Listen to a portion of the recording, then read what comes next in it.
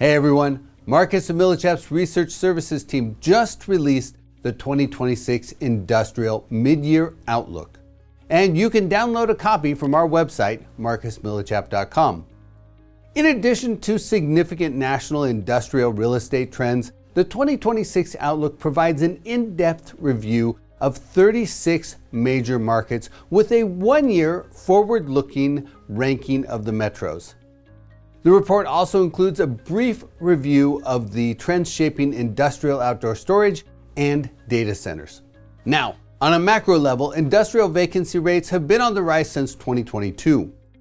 That's been driven by a wave of industrial property construction combined with a post-COVID slowdown in space demand.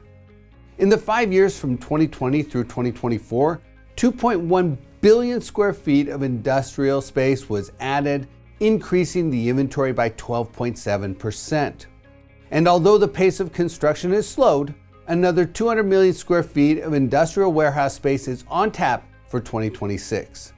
As a result, the national vacancy rate is forecast to rise from 7.8% as of the first quarter of 2026 to 8.4% at year end.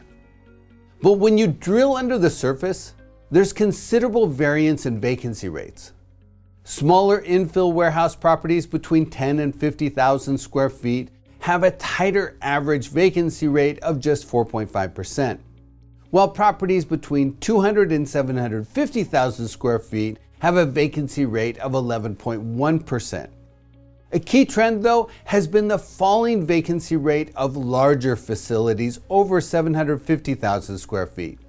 The vacancy rate of these properties peaked at 9.2% in the third quarter last year, but have since declined to 7.6% as of the first quarter. Another segment experiencing strong demand is newer properties built since 2020. Vacancy rates for these properties have fallen by 470 basis points from their peak in the second quarter of 2024 to a still high 19.8% in the first quarter this year. Now, a variety of forces support the industrial sector outlook. Construction in 2026 is forecast to be down by 64% from its peak in 2023. And retail sales are still growing. Even on an inflation-adjusted basis, they're up by 0.5% compared to last year. And the e-commerce share of retail sales continues to climb, reaching 23.2% of total core retail sales in March this year. Total e-commerce sales on an inflation-adjusted basis are up by 7.2% from last year to $128.4 billion in March. So the healthy pace of e-commerce growth will continue to be a positive force supporting the industrial sector. That said, a variety of headwinds could restrain the short-term industrial outlook. The Producer Price Index, which measures business costs, jumped by 170 basis points last month to an annual rate of 6%. Now, that surge was largely driven by a 22.4% increase in energy inflation, but we're also seeing transport costs rise as well. Since the start of the conflict in the Middle East, shipping costs from Asia to the US East Coast are up by 41%, while the cost of shipping from Asia to the West Coast has increased by 53%. In addition, flatbed trucking costs are up by 33%. That combination of rising costs could weigh on industrial space demand this year.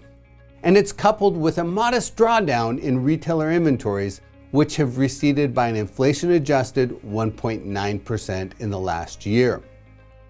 Those headwinds could be transitory depending on what happens with the Middle East conflict, but they have the potential to restrain short-term industrial space demand. That said, the short-term headwinds could be counterbalanced by the long-term growth of e-commerce. And industrial investors remain focused on that longer-term trend. Industrial property investment activity remains strong, with transactions over the last 12 months through the first quarter of 2026 second only to the peak set in 2021. In addition, there has been modest downward pressure on cap rates over the last year, taking the national average cap rate to 6.8%. Now, there's considerable variance in industrial cap rates, The average cap rate of the largest properties over 750,000 square feet have averaged 6.4%, and smaller properties between 10 and 50,000 square feet averaged 7.3% over the last year.